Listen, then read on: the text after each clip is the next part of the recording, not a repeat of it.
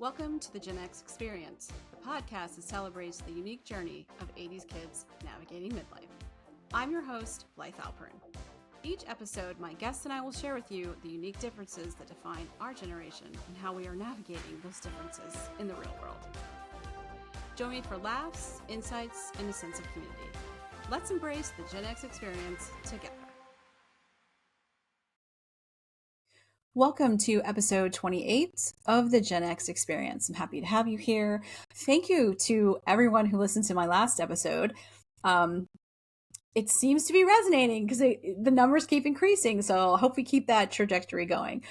Really excited to have as many Gen Xers as part of this community and conversation. Today, in episode 28, we are talking about ageism, which is our topic for May. I know it's not the most uplifting topic coming off of solo travel, but it's an important topic, I think, because a lot of us are dealing with that now, especially if you work in the creative industries. And AI is impacting us, the economy, things are happening. And so I think it's something we should talk about. So I have an interview today with a fellow copywriter. I have a really great interview today with a fellow copywriter, Lib Aubuchon. She is a copywriter and a content strategist for solopreneurs who feel like their real title is CEO of 32 open Google Docs. We can all relate to that. She helps them make sense of all the marketing noise and turn their jumbled thoughts into clear, confident copy that actually sounds like them and sells their stuff. It's what we all want: less stress, more sales, and messaging that we're actually proud to share. And I will include her information in the show notes, as well as she provided a freebie that has 201 creative subject lines, which I know when you're writing emails, especially for your business, subject lines can be a challenge.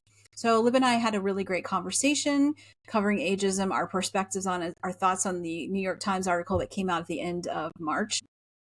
And we both found the article a little depressing, but we also share our thoughts on why Gen X shouldn't be facing ageism, or not shouldn't be facing ageism, but how we're kind of overlooked and how people forget that we are this very adaptable, entrepreneurial, scrappy generation that did have to learn technology, and how as it evolved as well, because, computers have changed, cell phones have changed, the internet has changed. So employers who think that we don't have value are sorely mistaken. Unfortunately, though, I will say that in the research that I did, I found an article in Forbes, HR Digest, and of course, a couple articles in HR Digest, and of course, the New York Times, which I will all include below because they're very interesting reads. But I believe this comes from HR Digest. A recent study by CWI Labs found that 59% of workers age 50 or older believe their age has created roadblocks in their job hunt. 81% of older workers believe that employers want younger applicants, with 59% of older workers seeing their age as a hiring obstacle. Over 40% of workers state that they've been stuck hunting for a job for at least a year, but only 21% feel optimistic they're going to find a job. And, this is not the first challenge Gen X has faced. We've gone through the dot-com bubble bursting, the 2008 housing crisis. We faced stagnant, wages, and we're, trying to save for retirement. It's not that easy with the way things are going. But, we're a resilient group, and we were once called slackers, but I believe we're not slackers. We are just very scrappy and entrepreneurial, and we will find a way. And I think we need to rely on each other. We're not real great at asking for help, but I think we keep this conversation going amongst ourselves that we can hopefully make a change. It's not easy when we were the first generation to be told we're going to do worse than our parents. And that kind of sets you up for wondering what your life is going to be like when you hit the corporate world and you realize adulting is not all it's cracked up to be, and working for other people is hard, and you can damn the man, but you still had to adapt and figure things out and deal with the corporate culture while also trying to change it. And as a woman who worked in advertising, it's not an easy thing to do. There also was some interesting things in the article that I had a little disagreement with. I'm going to share before we get into my interview.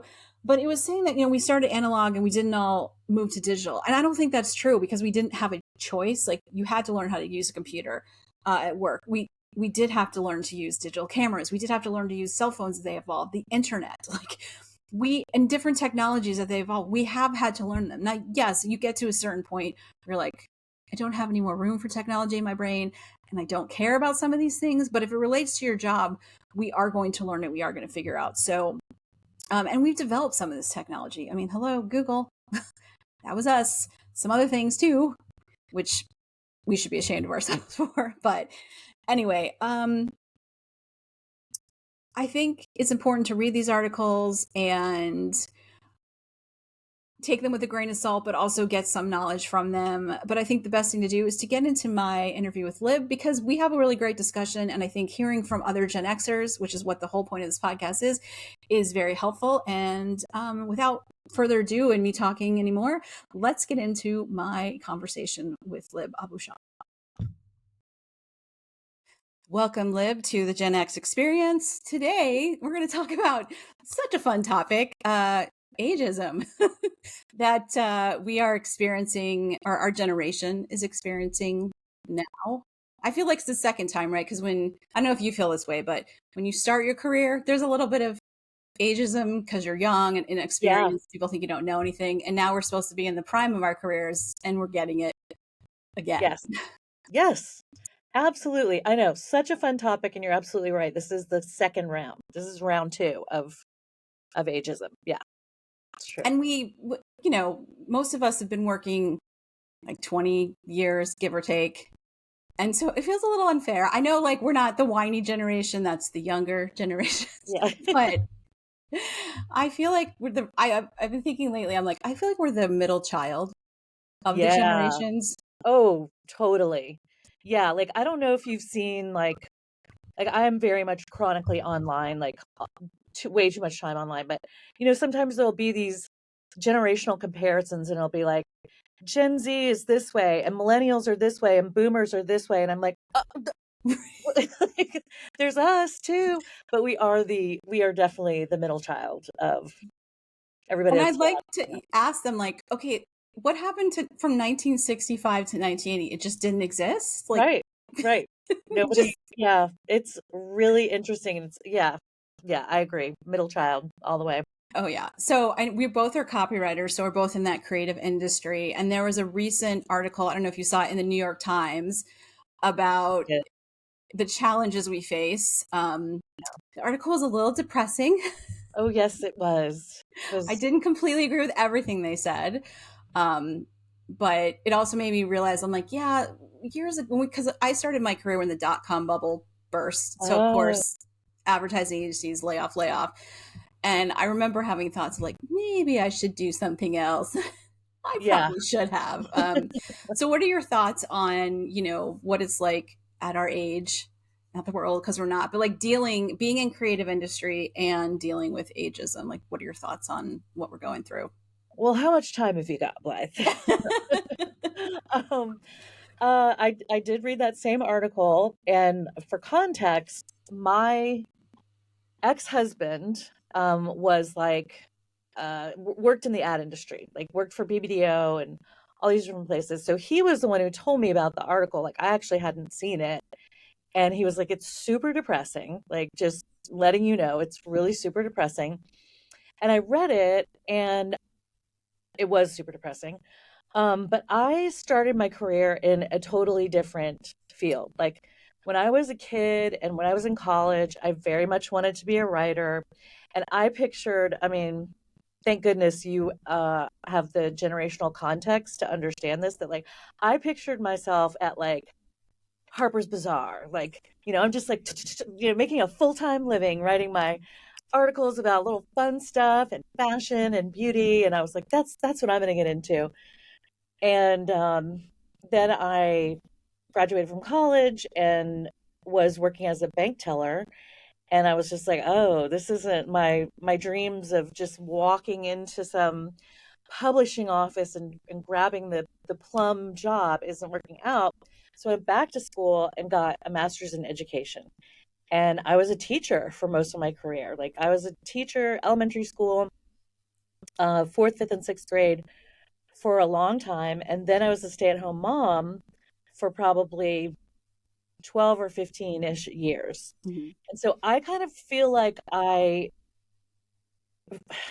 for better or for worse, kind of came in the back door to this world because I had a blog. I used to have a blog. Remember the golden age of blogging, like Yes. good times. So Yes, I had a blog called Really Real Atlanta Housewife. And it was like, it never made money or anything, but it did because back in those days, like you could share a post on Facebook and 900 people would share it. Like it was great. So that ended up getting me a job with like a local design agency that needed somebody to write their little blurbs and stuff. So I always felt like, oh, I'm not a real creative. Like I always had this feeling like I don't actually know the right terminology. I never worked in corporate. I don't like for a long time I was like, oh, I don't think I can really call myself a copywriter because like yes, I do write to persuade, but like it just was very piecemeal, very like here and there. I would just get picked up for the oddest little assignments and um yeah, and so I kind of had like this imposter syndrome for a long time. And I would say it was just maybe like right before COVID, probably, that I began to feel like, okay, wait, I actually do know what I'm doing. And now enough people are paying me to do what I do that I can like kind of make a living doing it. I mean, like fully make a living. I would like to make more of a living, but it finally felt kind of legit. So mhm. it does feel almost like this cruel irony. Like, okay, I finally feel like I've got it together. Other people seem to think I've got it together enough to pay me. And now, like, it's just tanking out, and people are, either hiring somebody who's 25 and who's willing to be paid nothing, or AI, you know, Yeah. just so I don't know. That was a really long way of saying it is a little depressing. It's just a little depressing. Yeah, I feel the same way as like, yeah, it was like, "Oh, if you're not using AI, you're behind." And I'm like, "Can we stop doing that to people?" Because Right, I was right. talking about this on my Instagram stories yesterday because I was like, we're so now jumping into technology where I feel Yeah, like our generation to, because we're so like, okay, why do we have to do this? And yeah, we question things before we jump into it. And even though we're adaptable yeah, and I feel like now it's just like, oh, new technology, we're just going to do it regardless of ethics or whether we know where this is coming from, the information is yeah. accurate. And we see how much misinformation is out there in every single industry Right. aspect. Yes. So, yeah, Yeah. I it's depressing because I'm like AI is not it's still not a human. No, it's not. And I almost think like there's a bit of a bold prediction here, and I could be so off. Like we could listen to this in 3 years and be like, whoa, that lady didn't know what she was talking about. But I do almost feel like the so we know as people who've been writing for a long time, AI learned from us.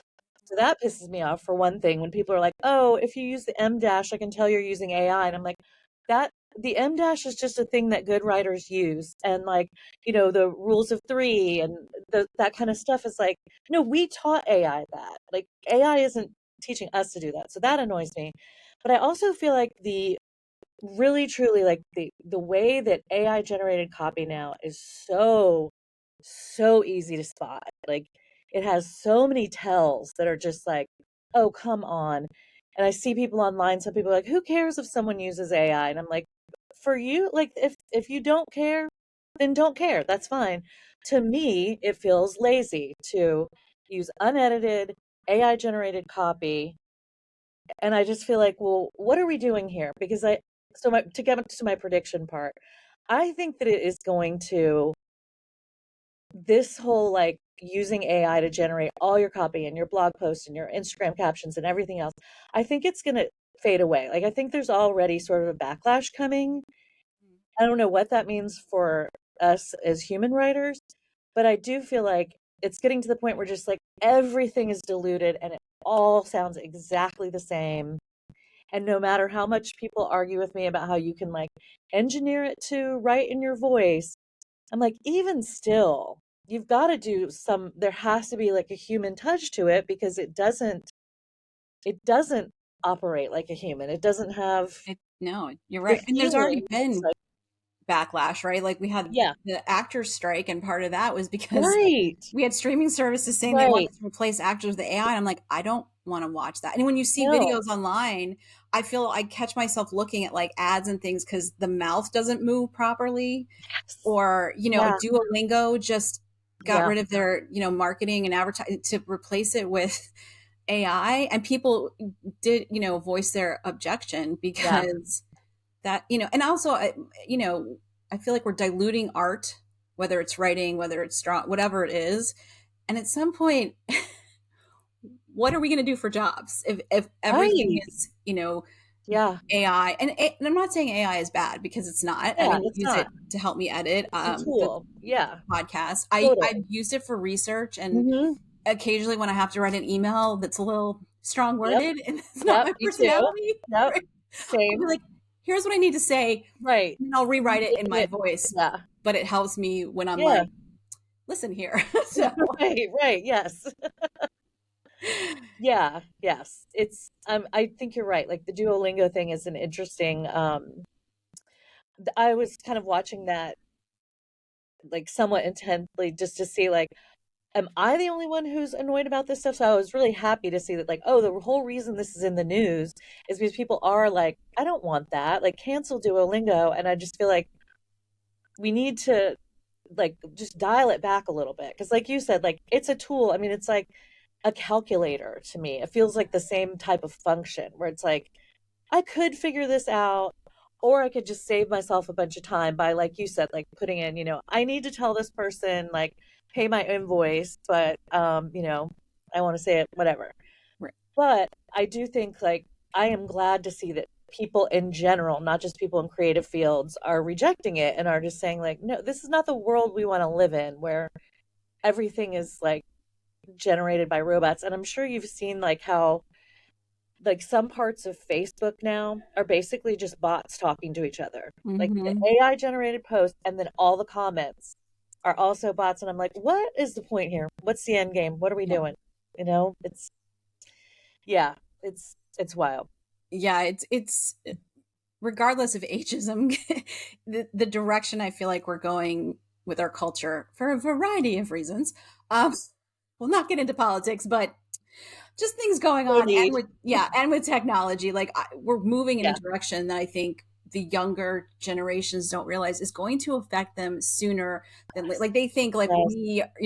we're old, which we're not, and Right. the boomers, like it's going to affect us. It all trickles down, It and all yeah. yeah, and faster than you might think. Yeah.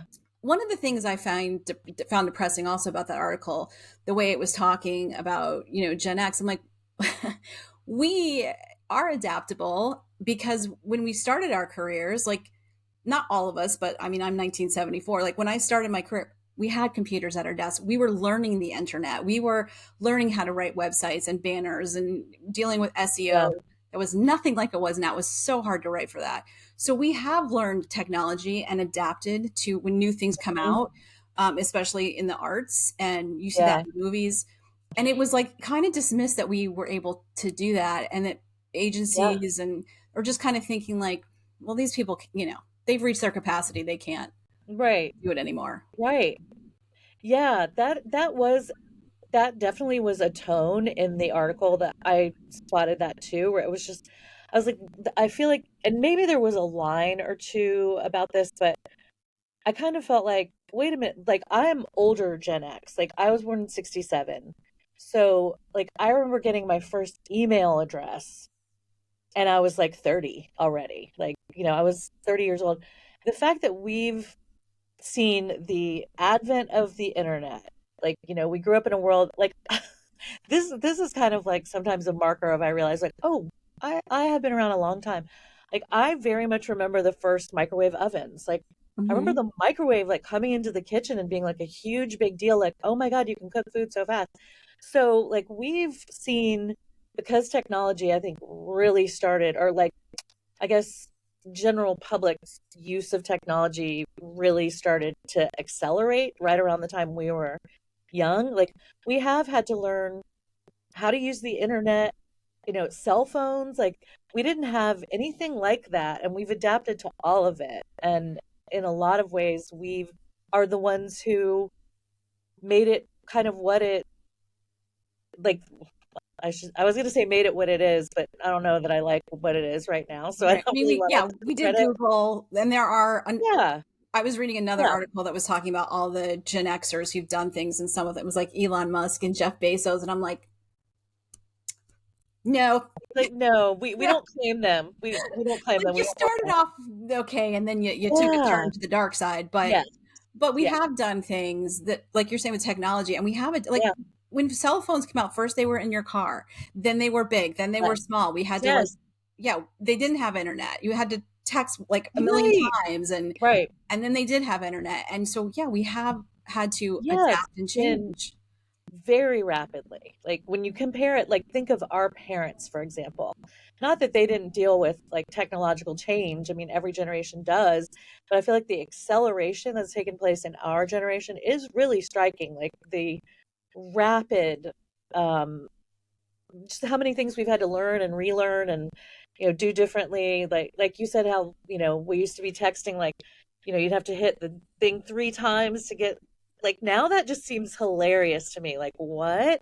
And like sending a photo of someone, forget it, that was a half an hour to Oh like yeah.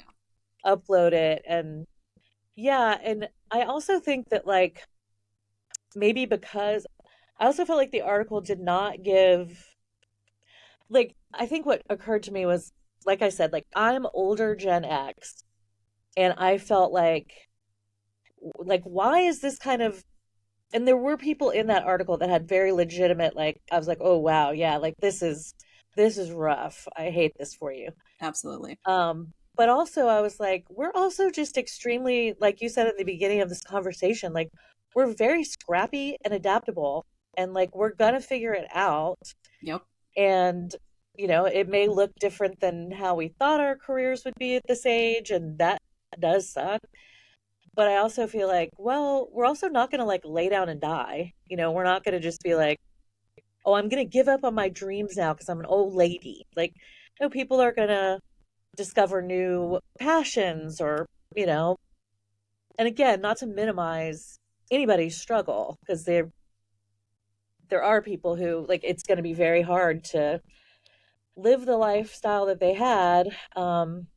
But also, just a part of me, I think this is also very Gen X, is I'm kind of like, well, that's life. You know what? Mhm. Like, that's how life goes. It's not easy, and you do the best you can, and you keep on going. And Yeah, my mom always would tell my brother and sister and I, well, life's not fair. yeah, And it's not. And no, I think as Gen Xers, you either have to go, I'm going to accept it, I'm yep, not going to accept it, and I'm going to figure out some other way to do this. right, And, and if I do accept it, I'm just going to deal and I'll find yeah, some other way to yes, fulfill myself right, because, yeah, I mean, had I, like, I remember in college, I went on a trip to New York, um, where we got to visit advertising agencies. oh, None of them ever told us how unstable the career really was. And this was like 19, I think I went in like 93, 94. And no one said, like, by the way, this is not a stable career because if an account goes away, you could lose your job. If the economy, you could lose your job.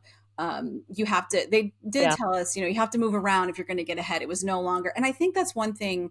I don't know if it's this article. There was a couple others that I read that was like, they just stay in a job. And I'm like, no, I don't remember as Gen Xers. I feel like we were the generation where it was like, if you want to get ahead, yes, you're going to have to go to yeah, another place because you're going yes, to hit a wall. yeah, yeah. We never had those careers where, like, that our parents and grandparents did, where you would like work at one place for 30, 40 years. Like, I don't think we ever expected that, even though I also feel like it was never explicitly told to us, like, that this could, I mean, yeah, maybe just because I was in teaching, it was different. But yeah, anyway, Yes. Well, and even teaching has changed because kids have changed. And I mean, teaching has always been a very hard job, Yeah. underappreciated for what you're educating the youth so Yeah. they can grow up. Yeah. And, but I remember being a kid where if your teacher said you were misbehaving, your parents were going to side with the teacher with a few exceptions, right? If like, Yes. I had a couple teachers where like one teacher my dad made cry because he made a really obnoxious comment. My dad's like, no. He was like, well, he thought he was made a comment because my dad was an orthodontist. Oh, your parents are rich. You can go anywhere to college. And I was like, all right, dude, this is the last straw of you picking Oh. on me. And I told my dad, and he made the guy. He was like a legend. Everyone's like, your dad made Mr. Fletcher cry. We all hated this guy. But now you hear like, parents don't side with teachers. They're like, that's not my kid. So I feel like all the careers, even if you're a doctor or a lawyer, like it's every career is Yes. changing Yes. and there's a struggle. And I don't think it matters what age you are. But I definitely feel like it's really frustrating for us because boomers aren't retiring, which I understand why. Right. Makes sense. And Yeah. then you have the younger generations who are like, Yeah. I'll take less money because I need a job Yes. because I can't Yeah. afford anything. Yep. And then there's like us where they're like, yeah, y'all can go figure something else out. Yes, it's so true. Like and also just a side note, that is about 95% of why I left teaching was exactly that. Like where I taught, which will remain unnamed in Atlanta. It was a private school and the parents had our home numbers. Oh, wow. Parents had our home numbers. And about the third or fourth time that I got a post 10 p.m. phone call from a parent that was upset about that I didn't let a kid off the hook for homework or whatever, I was just kind of like, you know what? I can't, because it was that shift. Like you said, I mean, if I had gotten in trouble as a kid, like a note home, and not because my parents were these hard asses, but just because like it was so deeply embarrassing. Like, oh my God, like I didn't live up to her expectations and this is so embarrassing. And these kids now are so different. And also just like so I have one who's graduating. I have one who's 28 and one who's 22 and is about to graduate. And she and I were talking the other night and she was like, Mom, everyone is so worried about like media literacy, which valid, we all should be. Mm-hmm. But she was like, I'm worried about literacy. Like, because she's like, I see these teachers on TikTok that are like, yeah, these eighth graders can't read on a third grade level. And part of it is like COVID must have been horrific for educators. That's a whole other topic. I completely lost my train of thought. What were we talking about? About how, like, why you left teaching because things have Yes, changed. but you had something else before why I Oh, left. about how, like, that it's, I guess I was talking about it's affecting everybody and how we Right. are kind of like, just kind Yeah. of as we always are, like, go figure it out for yourself. Yes. And Right. I feel like a little bit after a while, I'm like, can someone give us a break? Like, seriously, I'm Oh, I tired know. of figuring things out for myself. I'm I exhausted. know. Oh my God, I am too. I am too. And last night, in fact, I had like a little mini pity party for myself because I was like, I am just so tired. Like, so tired. And I also feel like Gen X parenting is also very different because and I was just reading somewhere about this recently that like people are just a lot closer to their parents now than like we were. Like I didn't feel compelled to share every single aspect of my life with my parents and I was like pretty close to them, but Mm-hmm.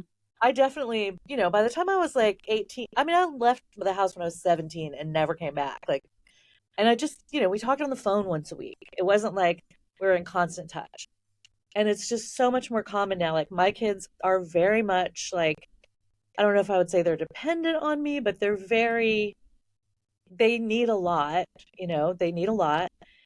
And I don't know, like last night it was just kind of one of those times where I was like, okay, they both are needing me, like my emotional energy, I'm tired, like money is feeling tight right now. And it was just, I had that same thought, like, why is it so hard for our generation? But then I was like, well, I guess I'm lucky because both of my parents are dead. And I'm not in that generation. Yeah, that the has- sandwich generation. Yes, like Yeah. that truly, I feel like that could break me. That could Yeah. really Yeah, I break. lost my parents in 2017 and 2020. And just in the like from 2015, my mom got sick to when my dad passed away in 2020. That was like the 5 worst years of Oh my yeah, entire. It was yeah, awful. Just sickness, death, sickness, sickness, and watching, you know, my parents who I love dearly yeah. just go through the worst things, cancer and dementia.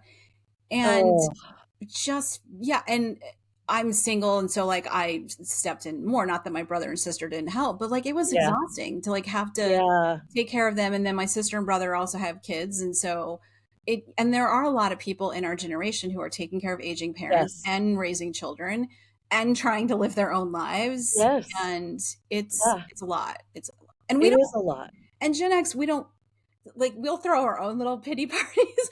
We don't want to share that because nobody wants to hear it anyways, which is Right, right. the way we were raised, right? Like, I was just gonna say, yes, that is definitely how we were raised. Like, well, nobody wants to hear it. So, like you said, like, go figure it out. Like, which I now kind of look at as a blessing in yes, a way. yes, Like, yeah, I think it might, like, faced with the alternative of crying about it for what? Like, to who? Like, right. everybody's struggling right now. And again, like you said, we're not going to talk about politics.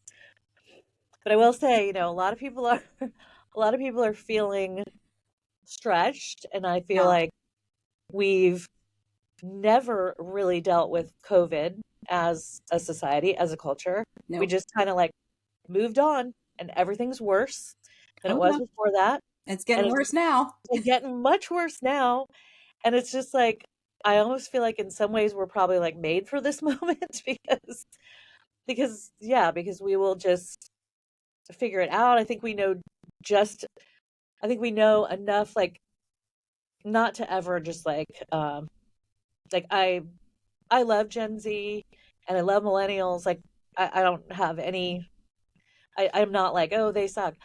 But I will say Sometimes I'm that like, y'all suck, but like every once in a while. there are things that suck about them for sure. And one of them to me is and again, this was something my younger daughter and I were talking about because she's very Gen Z. But she agrees with me because I was like, Gen Z loves to lead with their mental health diagnoses and Hmm. their like conditions, their challenges. And I'm like, I feel in some ways so lucky because I'm not a boomer. So I'm not going to act like I've never struggled or like, just everything's fine, everything's fine. Like, I'm not that person. But I'm also not going to introduce myself to someone with basically like, I have this condition and Hmm. or like all the things that they do. Now it sounds like I really am talking badly about Gen Z. It's just a little detour, but the way that like all the accommodations they'll make for themselves to not have to do things that I'm like, you need to be able to do this. Like, you just do. Like, I Yeah. know it's hard and it gives you anxiety and I get that, but like at a certain point, we can't be just like, I mean, and the phone is a bad example because I hate to make a phone call too. Like, I absolutely hate it. Same. I don't like to get them. I don't like to make them. It makes me nervous. Like, I get all that, but I still do it. Like, I do it. And I don't expect like my doctor's office, for example, to like accommodate me and like, I need you to text me because it makes me too nervous to talk to you on the phone. Like, that is that feels to me like that's going to be a challenge for them as they get older. Like, Yes. Like I will give them credit for, talking about mental health because yeah, we definitely didn't. Like I can for just remember sure. the conversations about suicide when we were young versus the way they are now. It's completely Yes, changed. And completely different. mental health was not talked about. And so I think it's a blessing of our generation. Like we could figure things out, but it's also Yeah, a little bit of a curse in that we're really yeah, bad about asking for help. Like we feel like I remember like I struggled with depression, but I didn't want to tell my parents. I was embarrassed. I didn't know what to do. I was like, I got to figure this out.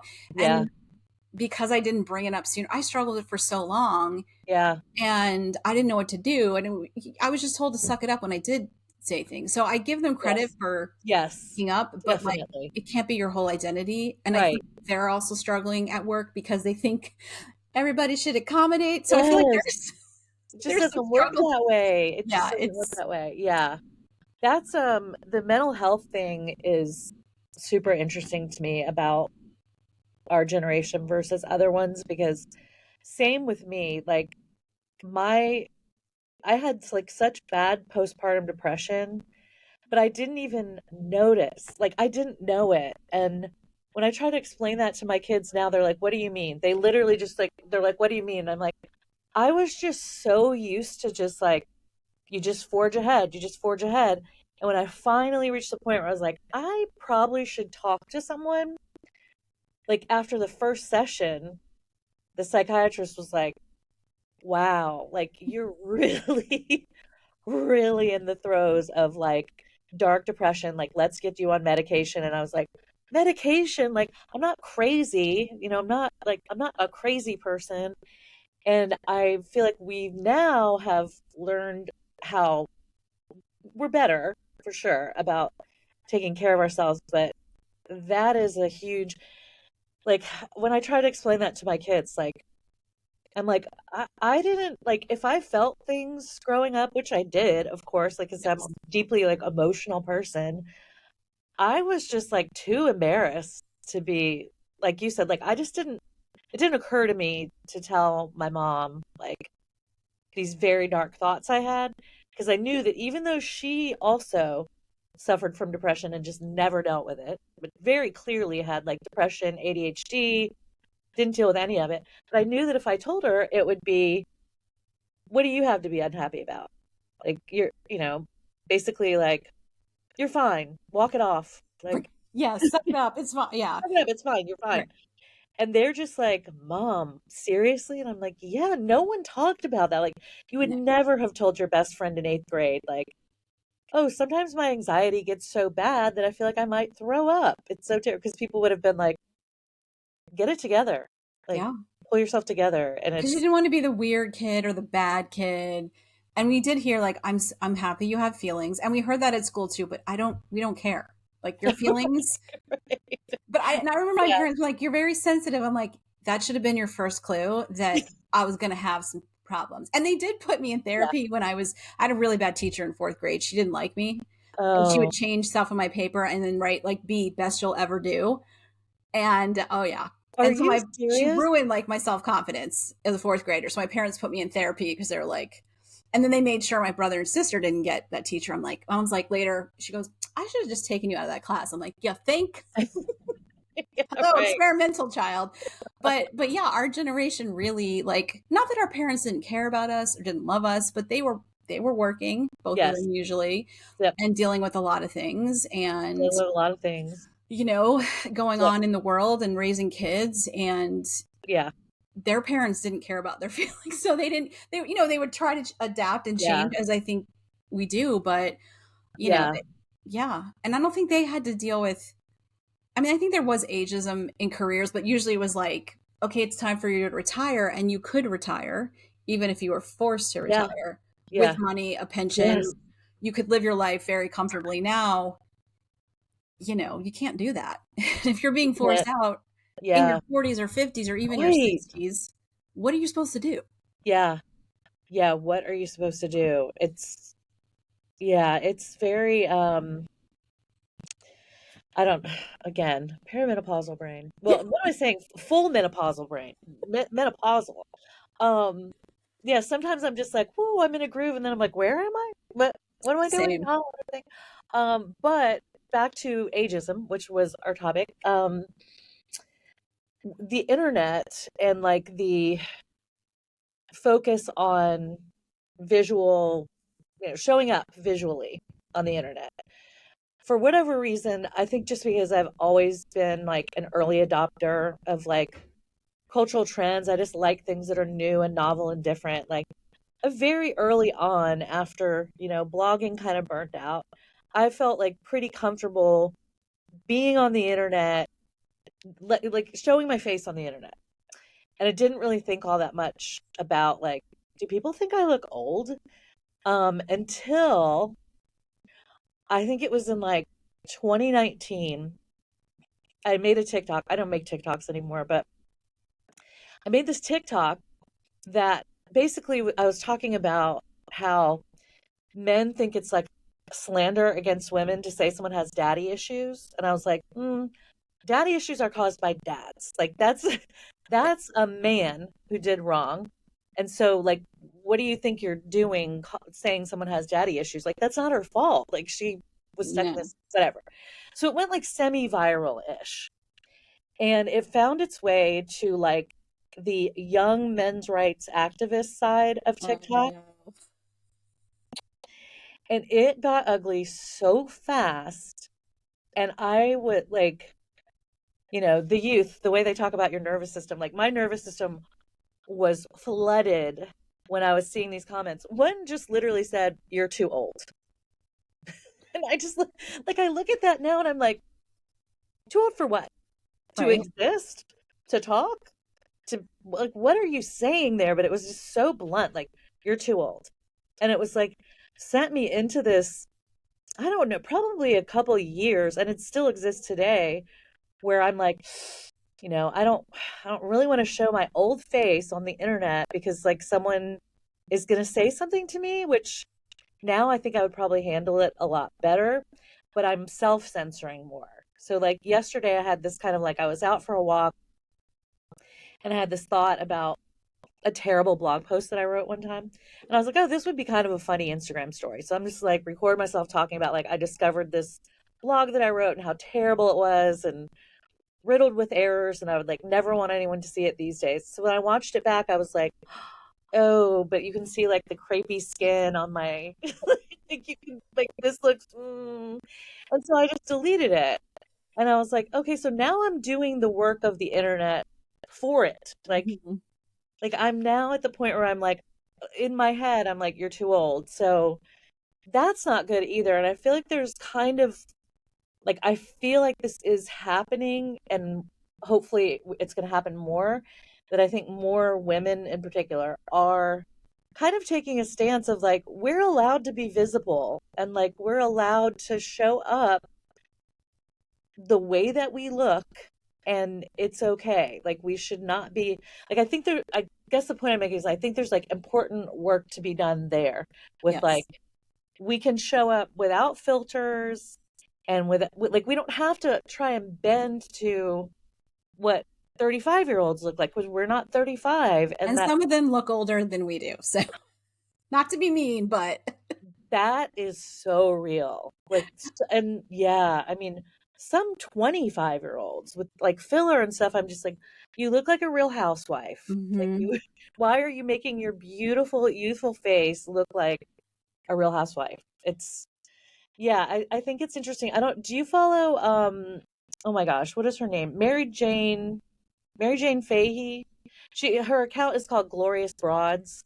I don't. She's on Mm. LinkedIn and on Instagram. And I think for a while I think maybe she started out as a YouTube channel, but she talks exclusively to women over 65 about like every aspect of life. Like, the exact same topics we're talking about here, just with women who are a little older than we are.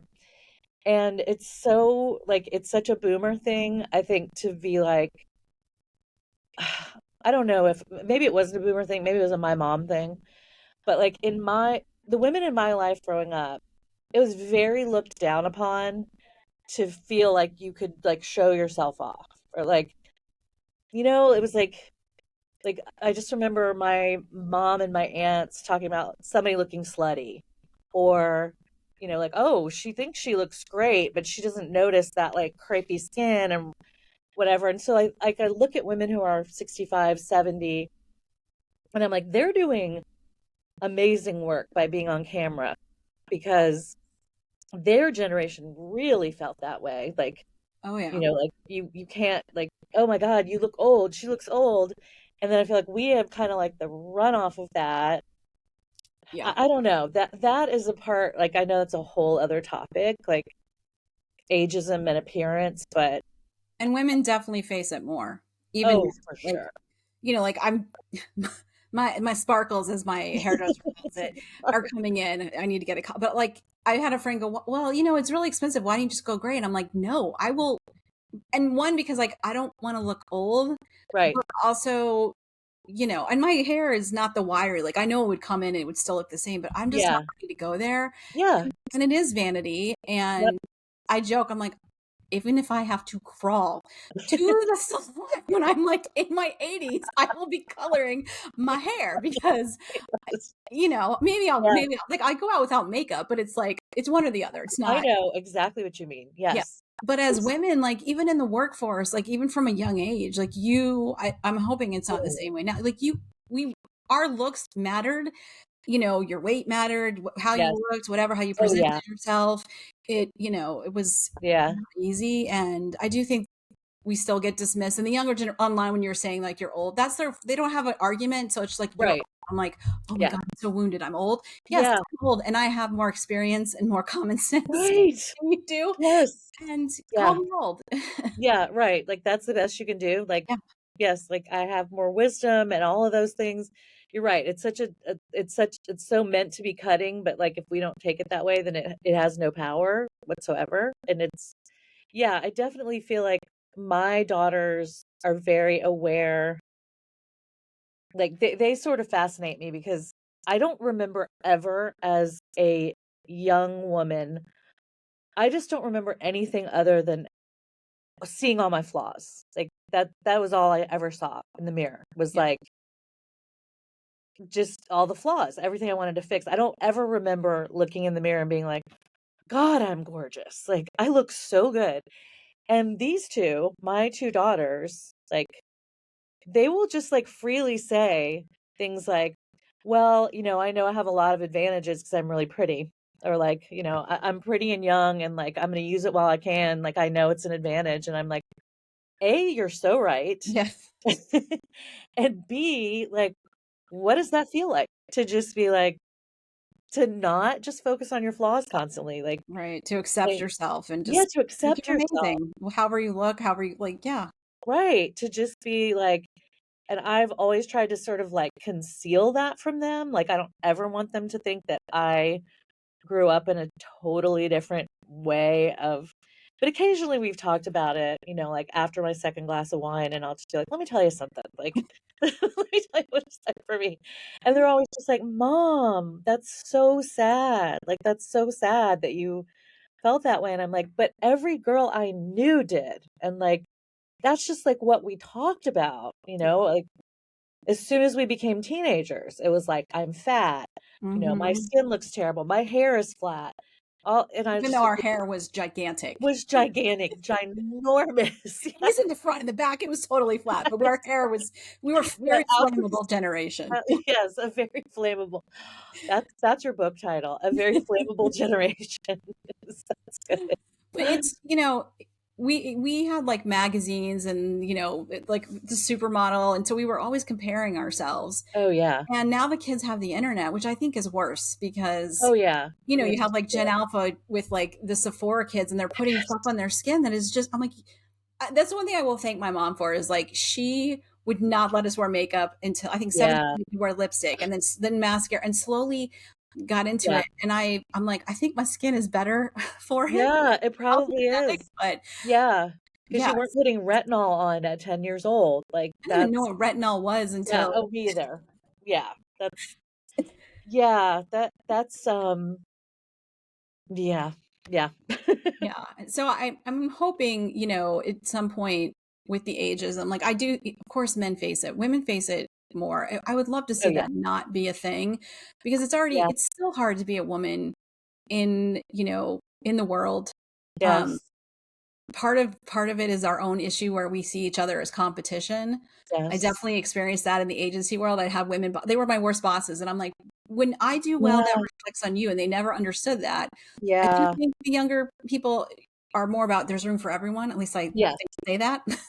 right, But it would be nice if like Gen X women, like we stop seeing each other as competition. And because when we, one rises, we all rise, and we should all Yeah. be supporting each other because we're all facing the same The challenges. same, yes, the same challenges. That's absolutely true. And that's, I, again, like in the teaching world, it was so different because my bosses were pretty much always women, but it wasn't the same as what I hear from my friends who worked in the agency world, where people say that they had these vicious, cutthroat, ultra competitive colleagues and bosses. And I'm just like, ooh, we don't need to do that to each other. No, We don't need to do that. Because like you said, we're all dealing with the same stuff. And it's so much easier when you can like look around and see other people, sharing who they really are. It makes you feel freer to be who you are, all that stuff. And I feel like we are getting it now. Like we didn't grow up with it, but I think we are getting a lot better now at like, wait a second, we would all do better if we, saw each other as allies instead of enemies. Yes. And I think that's a good place to leave it on like a positive note that we're moving forward. Yeah. Thank you so much. This was such an interesting conversation. And if people want to, I'm going to put all your information obviously in the show notes, but if anybody wants to reach out to you to work with you or to talk about any of this stuff, is there the best place they can, obviously not TikTok, but is there some Yeah, place no TikTok. You won't find me on TikTok. So my Instagram Okay. DMs is my favorite place to converse with people. And thank you so much for having me. This was so much fun. And I feel like it's good that you kind of pumped the brakes for us, because I feel like we could have easily gone for another Yeah, hour. that's my one thing is like I've tried to get less, but I'm glad you reined us in. Yeah, it's a wide-ranging conversation, and yeah, I've really enjoyed it. well, thank you so much. I'm so happy that you were here. Thank you again to Lib for chatting with me. We could have kept going to like get us to stop. Gen Xers, we love to talk once you get us going. I think it was a really interesting conversation, a little all over the place, but interesting hearing Liv's perspectives and, talking about our generation, the challenges we face, and how I think we're affected by those, how we've adapted, and also to talk about, some of the things that the younger generation is getting right, some of the things they're not. And yeah, I hope you enjoyed episode 28. I hope to have some more conversations about ageism this month. If you have a story that you would like to share, you can find in the show notes along with Lib's information an email that you can send to me to tell me the stories. We have an Instagram, the Gen X Experience Pod. Feel free to DM me. I'm thinking about starting a Substack, but I don't know because there's some little issues with Substack, so maybe it'll be a newsletter. But I want to keep this conversation going about all topics related to midlife and Gen X, and really, form a community where we can all share our generational trauma and reminisce about the good old days of the 80s and 70s and 90s where there was no internet. And the things we did were only recorded if we took pictures, and even then, they may not be around anymore. So, and I will end this podcast the way I end every podcast, with little Busty Boo in the background if you're watching on YouTube. Don't you forget about me, because I won't forget about you. Until next time, my fellow Gen Xers. Thank you for taking the time to listen to the Gen X Experience. If today's episode resonated with you, please consider sharing it on social media or with a friend. We'll see you back here next time.